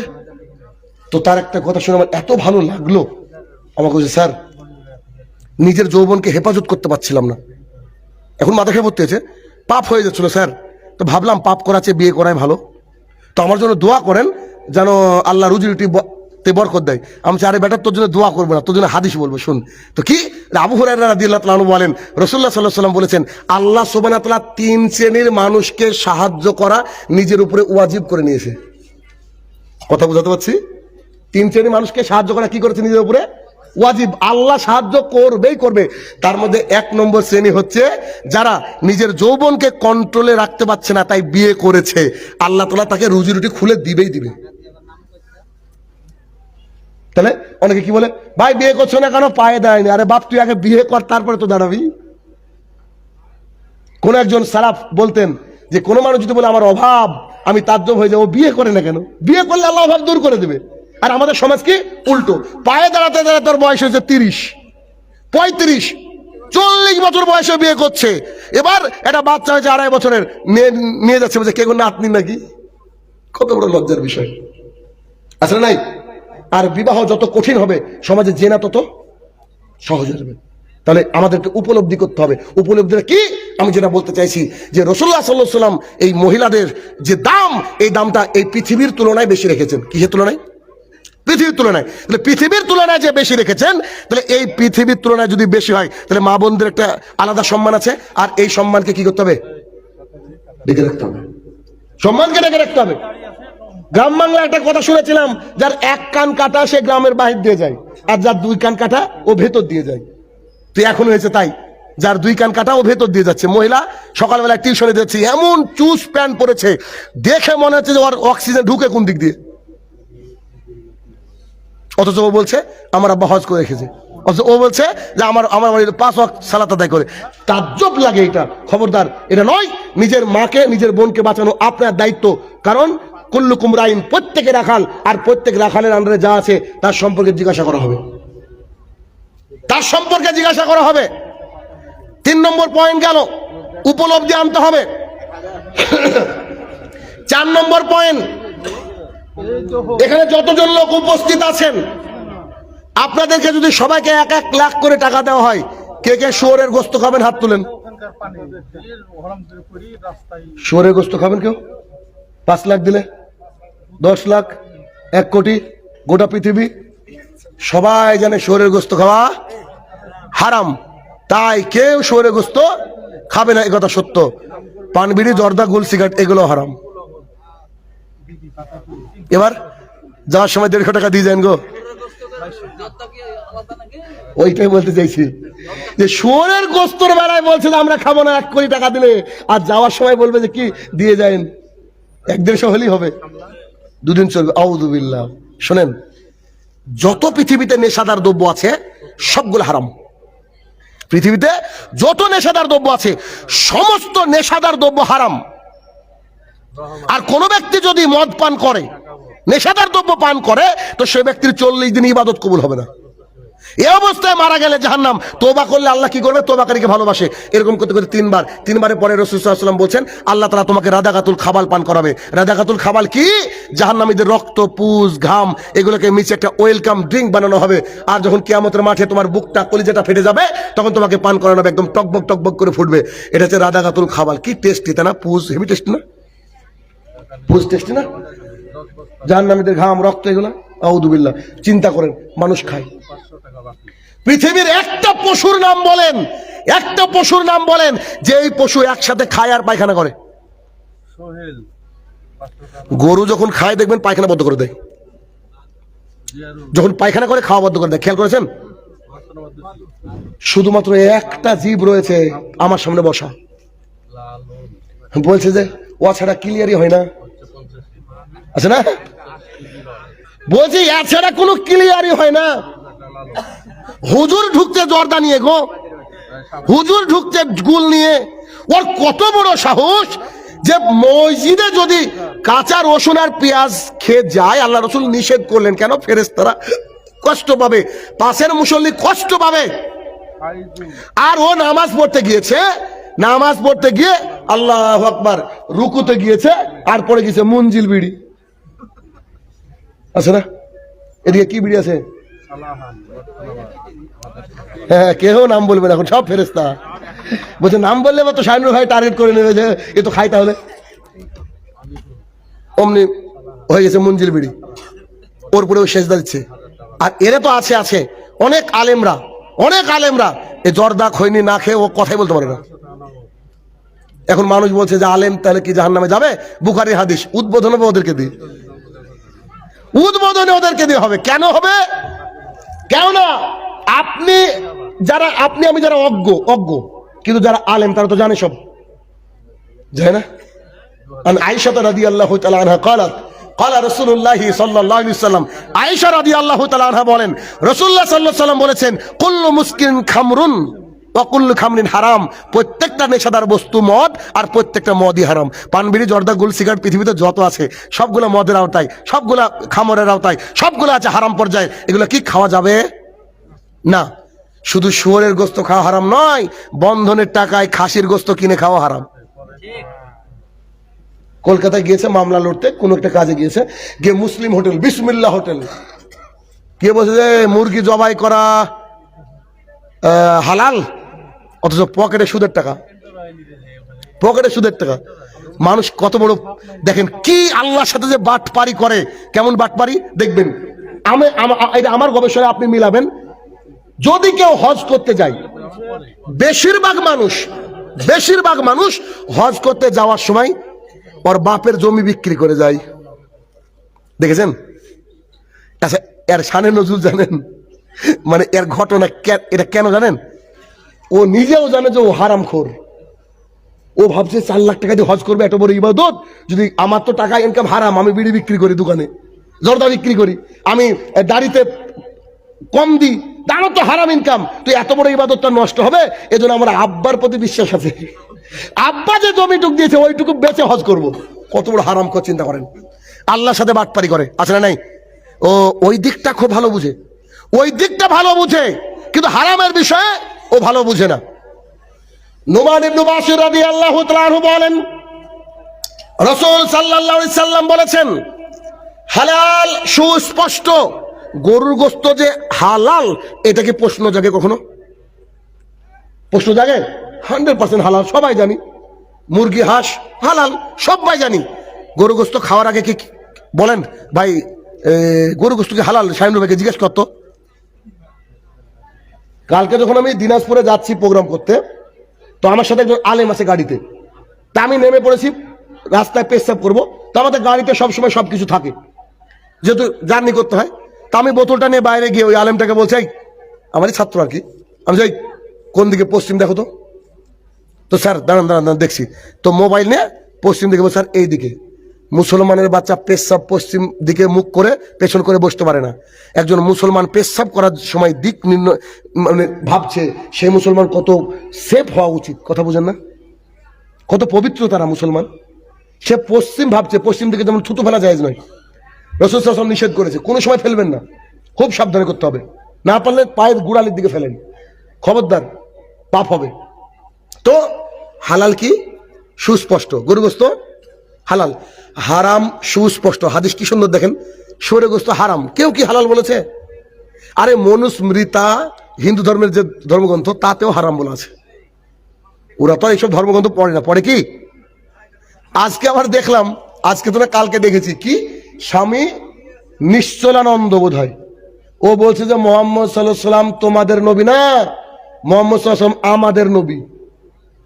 আমার স্ত্রীকে দেখাচ্ছি, ভালোই তো, ওদেরকে দিয়ে দাও, বুঝলেননি? ওদেরকে দিয়ে দাও। তাহলে ওদেরকে দিব কি? আমি যে দিন রাত স্টেজে এই যে ওদের ওদের ওদের ধর্মগ্রন্থ থেকে মন্ত্র পাঠ করি আমি, ওরা তো তাও পরিবর্তন হয় না, ওদের তো ইচ্ছা নেই পরিবর্তন হওয়া। কি একটা মন্ত্র শুনেন, ওম অজ্ঞান হে তুকরে তো মুহাম্মদ অন্ধকার নাশম। এমন একটা জামানা আসবে যে জামানায় অন্ধকারকে নাশ করতে একজন ব্যক্তি আসবে, তার নাম হচ্ছে মুহাম্মদ। আমি বানিয়ে বললাম নাকি? এই তো তার তার কথা, আল্লাহ রসুলের কথা হুবহু আছে, আল্লাহ রাসূল সাল্লাল্লাহু আলাইহি ওয়াসাল্লামের কথা হুবহু আছে। আরো মন্ত্র আছে, প্রচুর মন্ত্র আছে। এবার মনে হয় যেখানে কীর্তন চলছে, তখন দরকার নেই, আমি যেহেতু বক্তা চলে গেছে শর্ট। এবার কি, নুমান ইবনে বাশির রাদিয়াল্লাহু তাআলা আনহু বলেন, রাসূলুল্লাহ সাল্লাল্লাহু আলাইহি ওয়াসাল্লাম বলেছেন, এক হালাল সুস্পষ্ট, হারাম সুস্পষ্ট, মাঝে যা যা আছে তা হচ্ছে সন্দেহ। পান বিড়ি জর্দা গুল সিগারেট ধরেন সন্দেহ, 1 মিনিটের জন্য, 1 মিনিট সন্দেহ। রাসূলুল্লাহ সাল্লাল্লাহু আলাইহি ওয়াসাল্লাম বলছে, যে ব্যক্তি সন্দেহ থেকে বেঁচে থাকলো, সে যেন তার ইজ্জত এবং দ্বীন ইসলামের পতাকাকে উপরের দিকে তুললো। পৃথিবীর কোন মুসলমান চাইবে দ্বীন ইসলামের পতাকা নিচে যাক? তাহলে যে ব্যক্তি পান বিড়ি জর্দা গুল সিগারেট ছেড়ে দেবে, সে ইসলামকে উপরের দিকে তুললো, তার ইজ্জত বাড়বে, তার ইজ্জত বাড়বে। দাড়িওয়ালা লোক যখন সিগারেট খায় দেখবেন সবচেয়ে খারাপ লাগে পৃথিবীতে, খুবই ঘেন্না হয়, দেখবেন তাকে। মুহাম্মদ সাল্লাল্লাহু আলাইহি ওয়াসাল্লাম পৃথিবীর শ্রেষ্ঠ শিক্ষক, তিনি কি সুন্দর কথা বলছে দেখেন। এই সাহাবীরা শোনো শোনো শোনো শোনো, যে আল্লাহ রাসূল বলেন, তোমরা তো ওই যে ছাগল গরু চড়াতে যাও, আইল আছে না, আইল, তো আইল একটা রাজার এইটা আর একটা রাজার এইটা। সাহাবীরা, কেউ তোমরা যদি তোমাদের গরুটা ছাগলটা আলের উপরে চড়াও, ওদিকে মুখ দিবে? তো সাহাবীরা বলছে, নিশ্চিত দিবে, ও তো গরু, ও তো মুখ দিবে। তখন মুহাম্মদ সাল্লাল্লাহু আলাইহি ওয়াসাল্লাম বলছে, যা সন্দেহ তা হারাম, নেন এবার খান এবার বিড়ি, সন্দেহ তা হারাম। তাহলে যদি সন্দেহ হয় হারাম, আর যে হুজুর বলেছে যে মাকরু, ও এখনো হাতুড়ি খাচ্ছে কবরে। খুব কঠিন একটা জিনিস ভাই, পৃথিবীতে বাঁচতে হলে উপলব্ধি নিয়ে বাঁচতে হবে। শুয়োরের গোশত যেমন ঘৃণা করে ফেলেছেন আপনি, ঠিক পান বিড়ি জর্দা গুল সিগারেটকে ঘৃণা করতে হবে। কেন? দেখবেন একটু যারা বিড়ি খাওয়া অভ্যাস আছে, সকালবেলায় বিড়িটা খেয়ে কুকুরের সামনে ফেলে দেবেন, খায় না, কিন্তু বিস্কুট ও তো আপনার হাতে থেকে নিয়ে যাবে, হাতটা নিচে থাকলে কুকুর নিয়ে চলে যাবে। তো যা কুকুর, যা কে একজন বলেছিল, যা খায় না কুকুর শুয়োরে, তা খায় আমাদের হুজুরে। এই তো হচ্ছে অবস্থা, এই তো হচ্ছে অবস্থা। অতএব উপলব্ধি জায়গা, নিজের অন্তরকে প্যারালাইসিস করিয়েন না। যেহেতু কেউ আমরা গ্যারান্টি দিতে পারবো না যে আমরা চিরকাল বেঁচে থাকবো। We have to return to our Lord. আমাদেরকে আল্লাহর কাছে ফিরে যেতে হবে। পাই টু পাই সবকিছুর হিসাব লাগবে। আজকে যত কথা এখানে বসে বললাম, প্রত্যেকটা কথা আমাকে বোঝাতে হবে আল্লাহর কাছে গিয়ে। যদি না বোঝাতে পারি, আমি শাহিনুর রহমান সেদিন বিপদে পড়ে যাব। খুব কঠিন একটা বিষয় ভাই, কলিজার টুকরা ভাই এবং বোনেরা, আবারও বলছি শেষে এসে যে কি আমাদের অন্তরকে উপলব্ধিহীন করিয়েন না, উপলব্ধি যুক্ত করেন। যখনই মসজিদে হাইয়া আলাস সালাহ হবে, আপনার অন্তরটা আনচান করবে, আনচান। সঙ্গে সঙ্গে উজু করে রেডি হয়ে মসজিদে চলে যান। দেখবেন সালাত আদায় করলে যে শান্তি, এই শান্তি পৃথিবীর আর কোথাও পাওয়া যায় না। বড় বড় সিঙ্গার, বড় বড় অ্যাক্টর, অ্যাক্ট্রেস, তারা কোনো কিছুতে শান্তি পায় না। কোটি কোটি টাকা তারা বলছে ইসলাম গ্রহণ করার পরে লম্বা সিজদা দিয়েছি, সব যেন শান্তি সিজদার মধ্যে।